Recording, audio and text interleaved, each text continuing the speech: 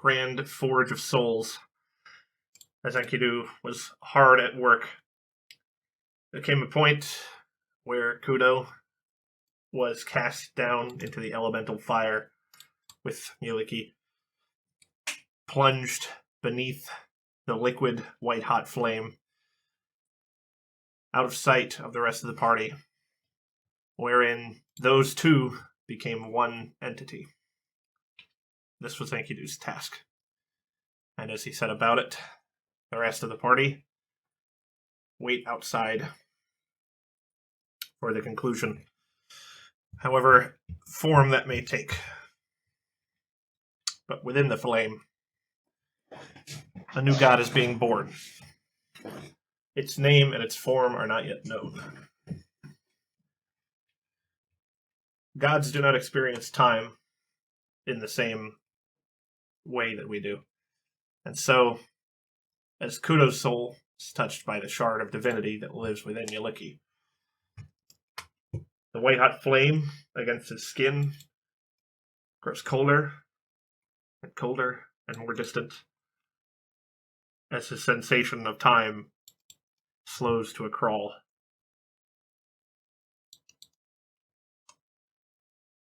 The breath stilled in your lungs.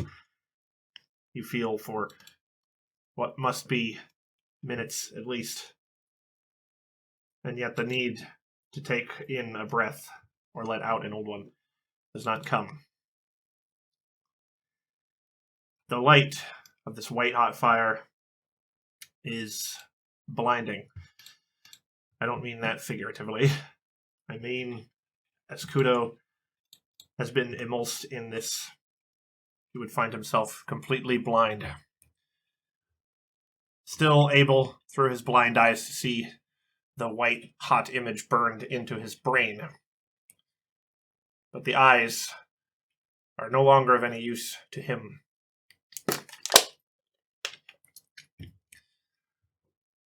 And in this moment, stilled, drawn out into infinity,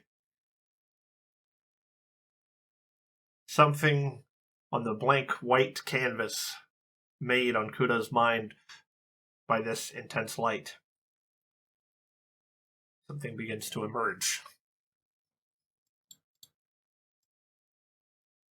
It is the image of a woman, a familiar woman to Kudo, and yet one who, now in this moment, would seem to be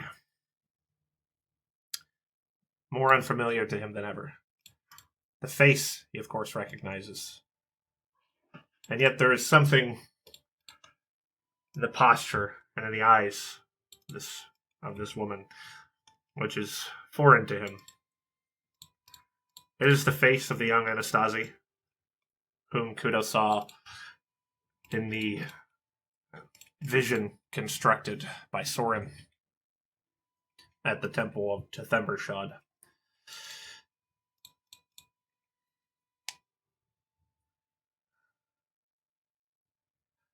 Kudo, she looks at you appraisingly. You can tell that deeply set into her features is a great pain. One that is, of course, to be expected when you're cast down into a liquid elemental fire. And yet, Kudo is an insightful person. He does not read this as being any physical pain. You have seen tears on the faces of enough people in your life. And she is in the just before stage of that, in the apprehensive stage of grief. And yet, mixed with that, there is something else, something appraising, weighing you up. Mielikki stands across from you, slightly tilted one shoulder away from you, as if she were about to enter some kind of duel with you. As if she were a smart gunslinger dropping her shoulder back to make her body a slightly smaller target. And yet her face is squared to yours.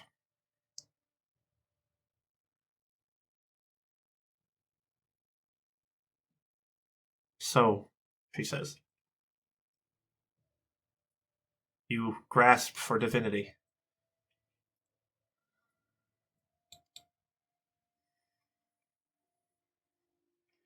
And she waits for your response. I never lied about taking it from you. Said it from the get-go. You just didn't listen. I had other things on my mind. But everything is quite clear now. To me, at least.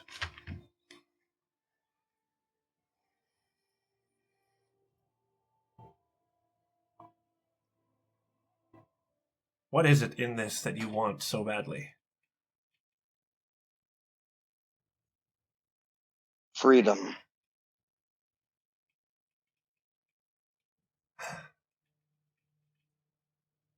She looks at you for a long moment as you say this.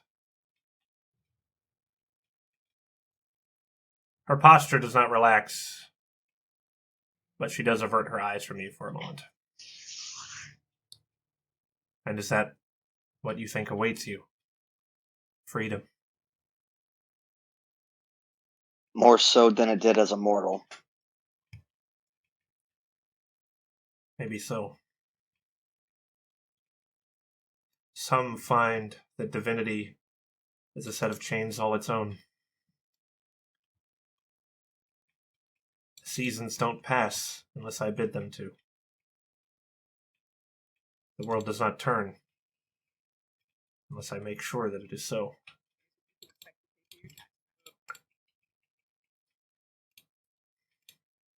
There is responsibility in divinity.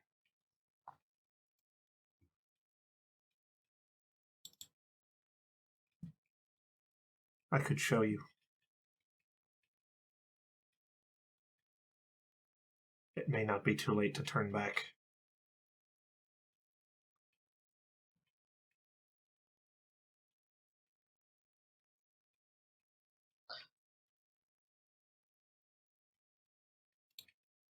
Your time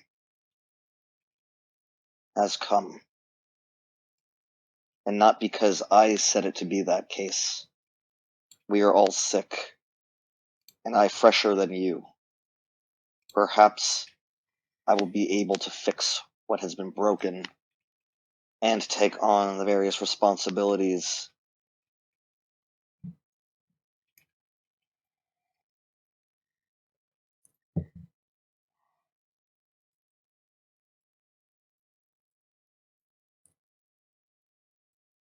It is being fixed.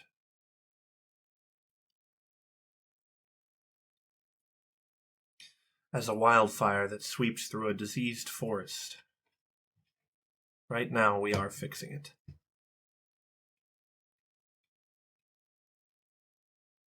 Much of what was will be lost now. But perhaps, in the ashes of an old forest, no green will come.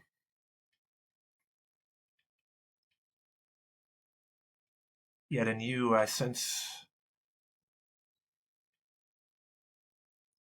perhaps this new world will be a hungry one.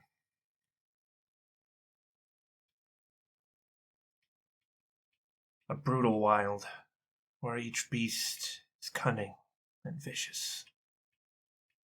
Behind her, you can see springing up as this old forest burns to the ground and this new green takes its place. It is like a wild and primordial jungle, and many vicious predators lurk within. You see packs of all manner of strange beasts set themselves cleverly to work hunting the sentient races. See them, rending passing travelers limb from limb. Relatively innocuous looking creatures at first brush. Not wolves or anything of the kind. But as the humans are cleared away, you see forest expand. The domain of nature grows strong until all the sentient races come to fear the wild.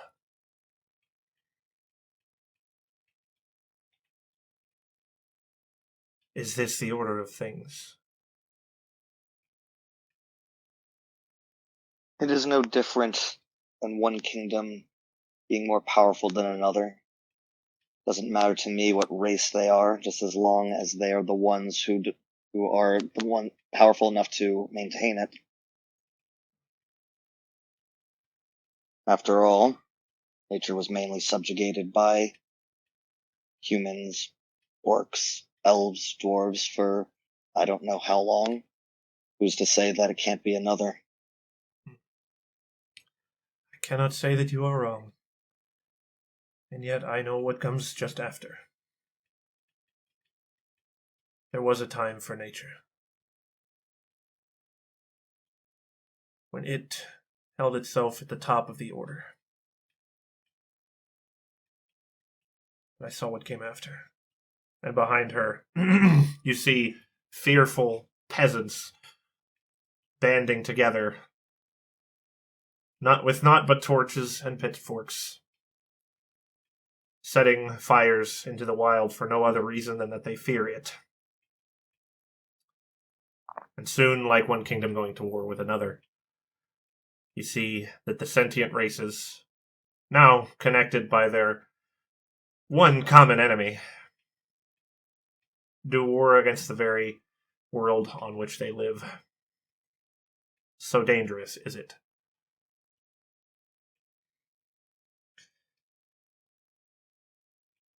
You are right.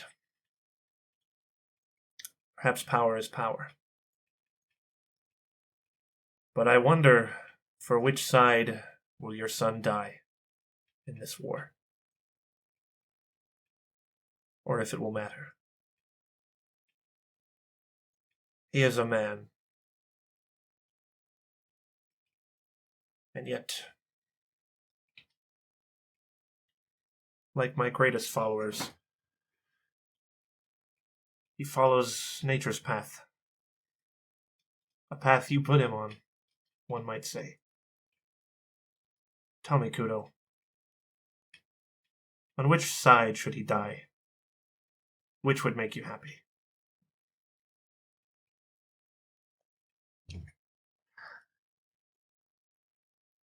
How he dies is irrelevant as long as I have time to see him grow.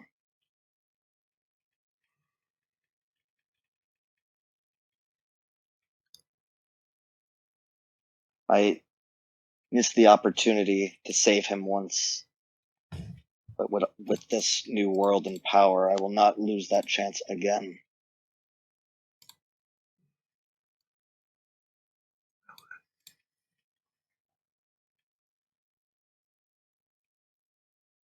Well, you are a better man for this job than I was, then.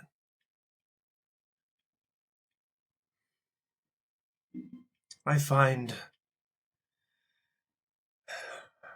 this freedom you're looking for lay where you came from. I often dream of going back, of leaving these responsibilities with someone else.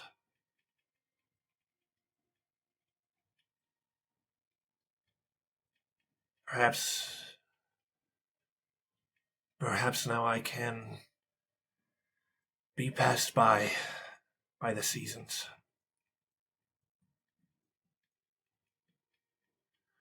Let the sun pass overhead, go into the west, and leave me behind.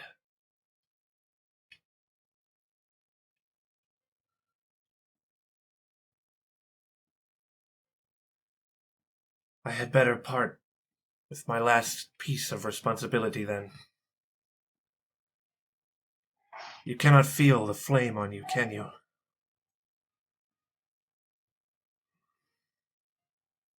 The pain without is gone.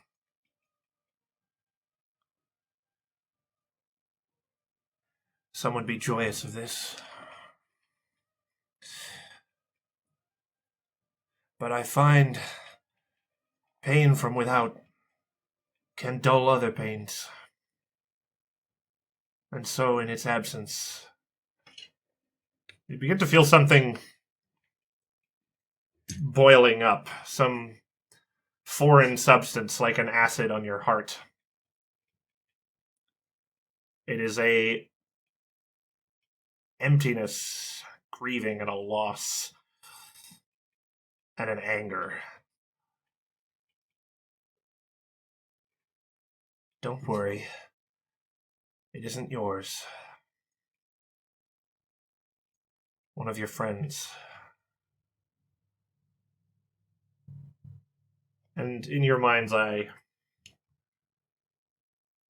you see very briefly Lynn standing over over Mielikki's shoulder.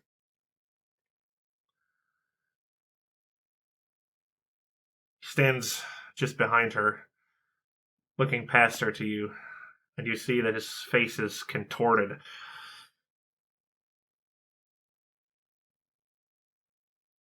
On his face, you see the same thing that you now feel in your gut. The wrenching feeling of a betrayal you are unable to do anything about. Unable to correct the natural order. There is anger and hatred, and more than all of that, there is disappointment in himself. And in a man who he thought perhaps would turn for the better.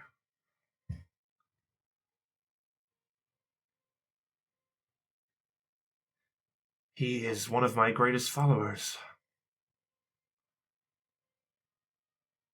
I hear his thoughts when he reaches for me. They are in your keeping now. His prayers. He and all the others. The chains of divinity.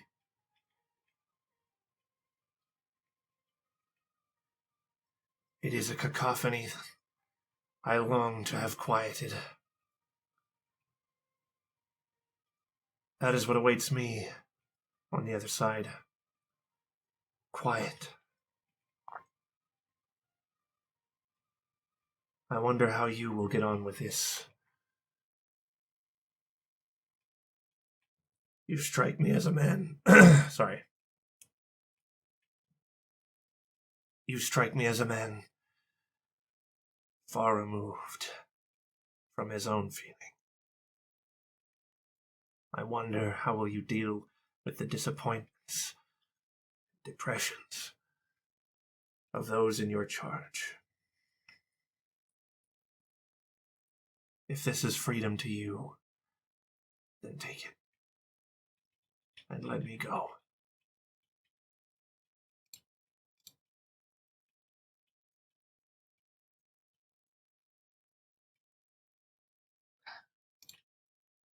I built an empire just so that I could see my son again. If I have to listen to the whingings of the masses, I can deal with that.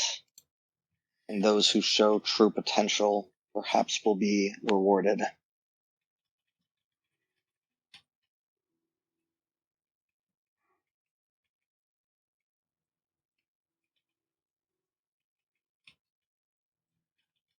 Very well.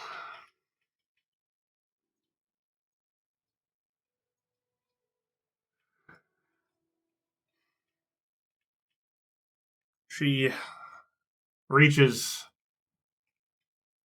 into her chest. There is a deep sort of cracking and crunching sound as she seems to push through it without effort.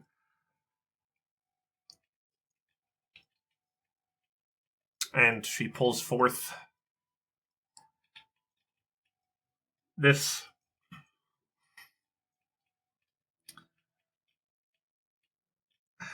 It's almost like an orb of light from which pollen seems to fall. And in the light cast by this thing, there's small rainbows playing across a mist. And it drips with her blood. The heart of the wild.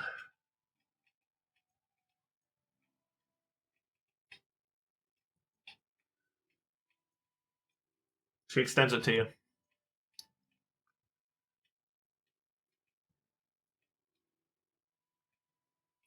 And on the light in the mist, you see hell. One of the 9.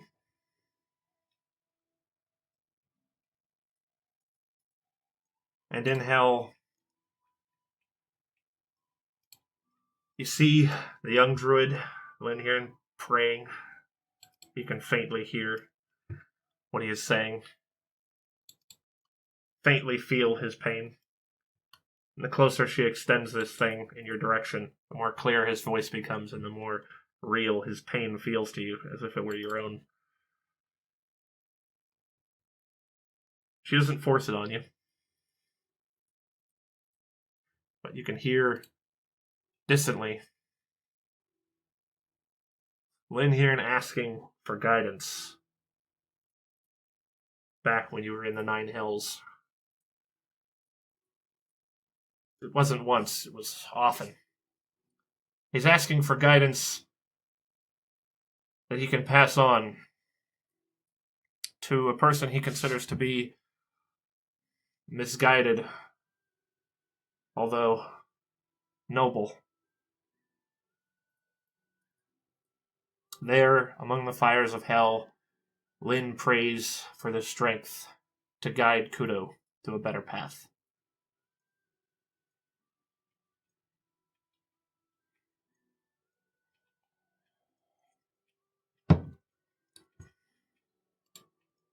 She holds her hand out.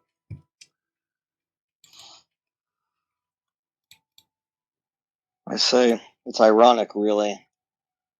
He did what he set out to do, technically, and I take it.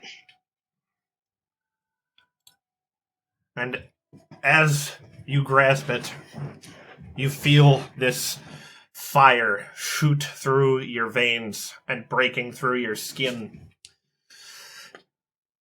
And your mind flashes with the prayers of hundreds of thousands. You see the forest burning away this infection. And yet, chaos. There was not enough time to warn the wilds of what was coming.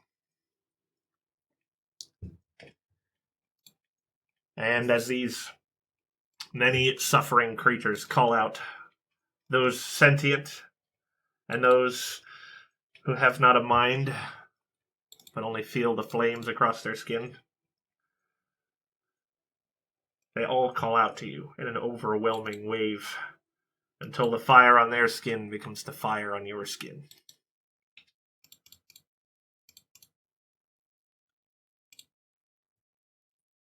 And as the flames reach their crescendo, a slight cooling wind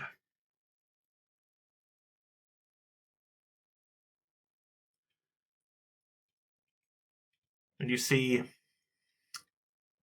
a statue of Mielikki on a mountainside. A mountainside which held a safe house for King Redlick.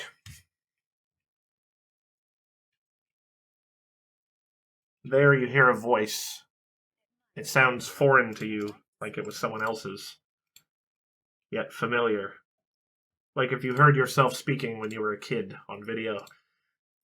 You recognize it, but it sounds almost not you.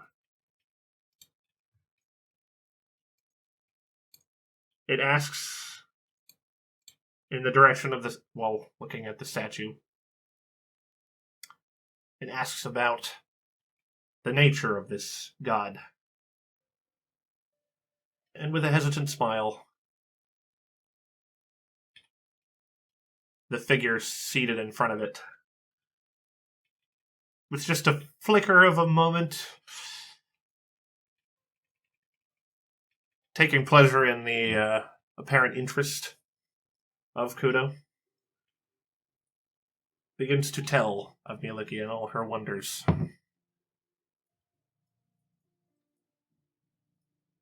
And then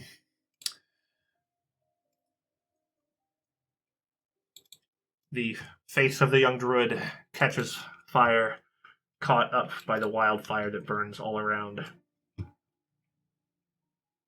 And finally, the feeling of the flame, the liquid, white, hot, primordial fire that merges the two of you into one thing. Finally, you begin to feel it again. And it becomes overwhelming, mixing with the shouting and casting about of Mielikki's many followers as the forests burn.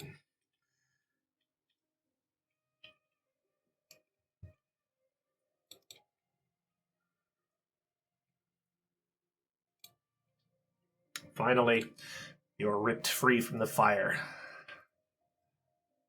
And you cannot see with your eyes, having been burned out, but a sense, not hearing or feeling or smelling, but a knowing.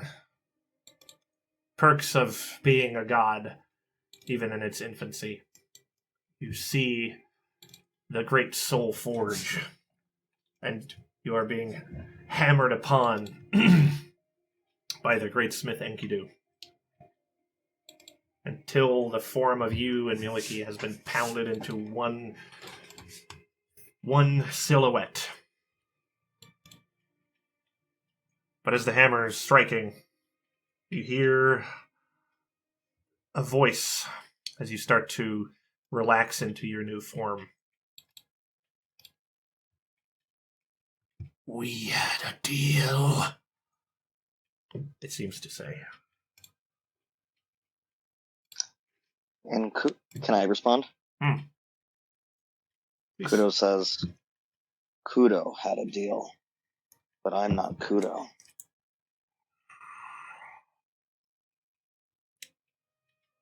Then this curse will follow your blood.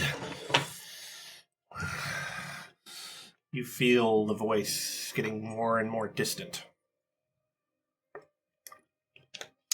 As if some chain that was holding you, you grow until the chain breaks from your sheer size. I will not forget this. As it grows more distant into some great, unimaginable black. No one seemed to pay much attention in the workshop.